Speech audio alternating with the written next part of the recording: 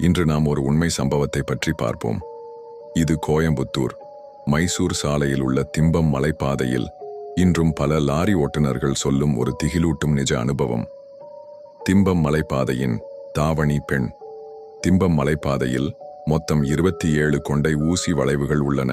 நள்ளிரவில் இந்த வழியாகச் செல்லும் லாரி ஓட்டுநர்கள் ஒரு விசித்திரமான காட்சியை காண்பதாக கூறுகிறார்கள். ஒரு இளம்பெண் தாவணி அணிந்து கையில் ஒரு விளக்குடன் அந்த அடர்ந்த காட்டில் சாலையோரம் நடந்து செல்வார். வண்டி அவரை நெருங்கும் போது அந்த பெண் சட்டென்று ஓடும் வண்டியின் டயருக்கு அடியில் விழுவது போல் பாய்வார். பதறிப்போய் ஓட்டுநர் பிரேக் பிடித்து கீழே இறங்கி பார்த்தால் அங்கே யாருமே இருக்க மாட்டார்கள். ஆனால் அந்த பெண் விழுந்த இடத்தில் மட்டும் மல்லிகைப்பூவின் மணம் காற்றில் வீசுமாம். பல விபத்துக்கள் இப்படித்தான் அங்கே நடப்பதாக உள்ளூர் மக்கள் கூறுகின்றனர். அந்த பெண் யாரை இழுக்க பார்க்கிறார் என்பது இன்றும் புரியாத மர்மம். இது போன்ற தகவல்களை தெரிந்து கொள்ள சேனலை சப்ஸ்கிரைப் மற்றும் ஃபாலோ செய்யுங்கள். மற்றொரு வீடியோவில் சந்திப்போம்.